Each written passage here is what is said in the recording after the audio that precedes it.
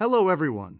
If you're pursuing your Airframe and Powerplant certification, you've landed on the right channel. We're taking a fresh approach to addressing the aviation mechanic shortage.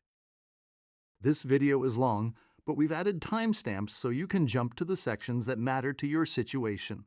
This is an overview video. We'll cover the requirements, but detailed videos are coming for each section. In our experience, the A&P certification process has so many variables that no one can spell out every fix in a YouTube video. That's why we're starting with the source documents. After reading them, some may not need this video, but stay for the parts not in the source documents. Knowing what to do is not the same as how to effectively or efficiently do it, and that's where Rated is trying to help. Even this video, by the time you're watching it, things may have changed. That's why we encourage you to get familiar with the source documents. ACS Companion Guide. This is your source for the rules. How long do you have for the knowledge exams? How many questions? What can you bring? Airman Certification Standards, ACS. This document has the subject areas and sub-areas, called the Knowledge, Risk Management, and Skills Codes, for the complete A&P process. Order 8900.1, Change 929, Volume 5, Chapter 5, Section 2, Paragraph 5-1134, and Table 516. 517, the FAA's guidance document for the 3 paths to receive authorization to test. Why should you read these documents? Reading the regulations yourself instead of asking someone means you'll spend less time trying to figure out what is correct. Instead, you'll be asking critical questions about things you don't understand in the certification process. Like any game, the more you know, the more engaged you become. Think of it this way. Why do you cheer or get upset when something happens to your favorite sports team? It's because you're informed about the game. Is that a catch? Was that a penalty? The A&P certification process consists of 4 major requirements: experience, authorization to test, knowledge exams, and the oral and practical portion. We'll cover each of these, but remember, detailed videos are coming for each section. 2 options to get experience: formal schooling with a Part 147 school or practical experience, also known as on-the-job training, OJT. For Part 147, the school curriculum is designed to provide the necessary classroom time that translates to experience necessary to receive authorization to test. Each student should verify with their school exactly what documentation they'll receive upon completion and if it meets testing eligibility. Important note, graduation may result in an associate's degree but doesn't automatically guarantee authorization to test. This is a very niche situation, so comment below if you have questions. For civilian A&P helpers or apprentices, while working in the field, seek opportunities to gain experience in areas not covered by your current employer. A repair station might specialize in one area, so you'll need to find ways to gain experience in other areas.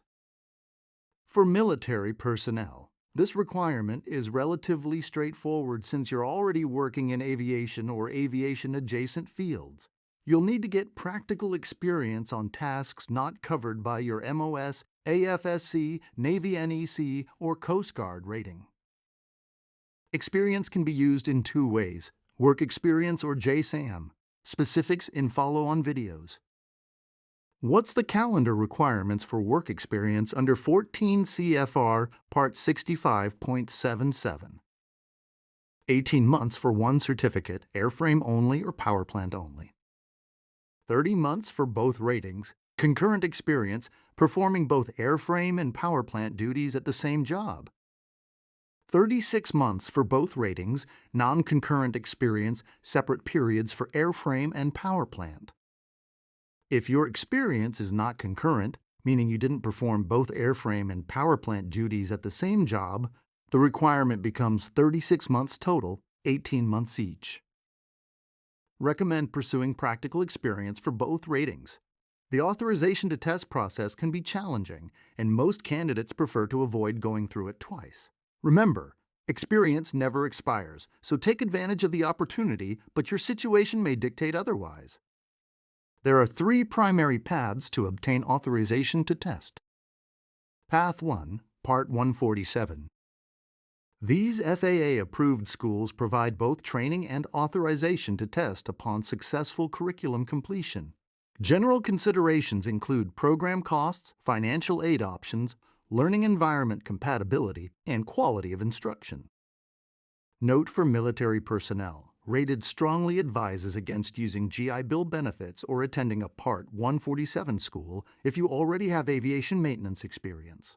For some, structured schooling is the best way to learn. But for those with military experience, make sure the school and instruction is the right fit for your learning habits. All branches provide other benefits that offset the cost of A&P certification. Path 2 Joint Services Aviation Maintenance Technician Certification, JSAM. The JSAM program serves military personnel across all branches. The Air Force is the overall lead, but each service runs their own program. Service specifics can significantly impact its benefit. Path 3 Work Experience, FSDO Evaluation.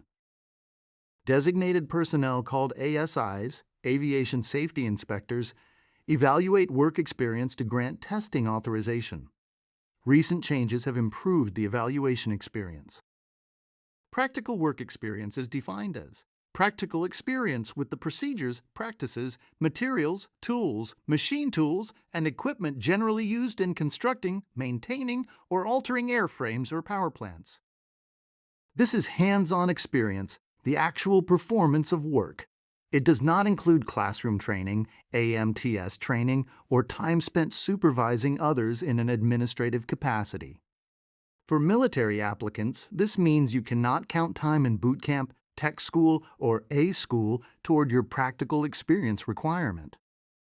The Mechanics Log app organizes your experience by ACS subject areas, generates a comprehensive documentary evidence report, and helps you understand how your hands-on experience translates to what you'll be tested on.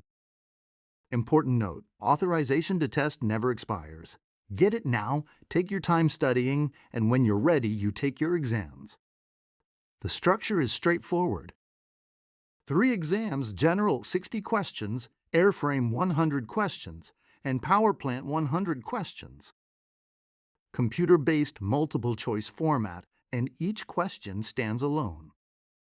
2-hour time limit per exam. 70% passing grade required. Exams are valid for 24 months. This is an overview. If you read the source documents, specifically the ACS Companion Guide, you should know everything about the knowledge exams. Go back to the ACS Companion Guide if any of this information is new or surprising. Rated recommends starting with the general exam because of the need to gain that foundational knowledge to improve success with the other 2 exams. The general exam covers subjects that apply to both airframe and powerplant. The O&P requirement generates the most discussion because of the major changes that have occurred, but it's important to understand its current format. Oral part. Questions must be answered from memory. Oral questions focus on knowledge exam codes missed. The number of questions will be discussed in follow-on videos. Practical part. 9 general tasks. 11 tasks, each for airframe and powerplant. Each task has 2 questions, but reference materials are allowed to answer the questions. Both are linked to the knowledge exams. The oral questions focus on knowledge codes you missed on your knowledge exams. The practical tasks are based on the skills codes in the ACS, but randomly focus on the knowledge codes missed too. In summary, the 4 requirements are: experience never expires. Authorization to test via Part 147, JSAM, or FSDO, your situation should dictate your best path. Knowledge exams, general, airframe, powerplant, read the ACS Companion Guide for all the rules. Oral and practical portion, from memory for the oral questions, and safety is the biggest concern for the practical. At Rated, we're committed to helping you navigate this journey efficiently. Our upcoming videos will dive deeper into each requirement, providing specific strategies and guidance. Whether you use our apps or just follow these videos, we're here to support your path to certification. Remember, authorization to test never expires.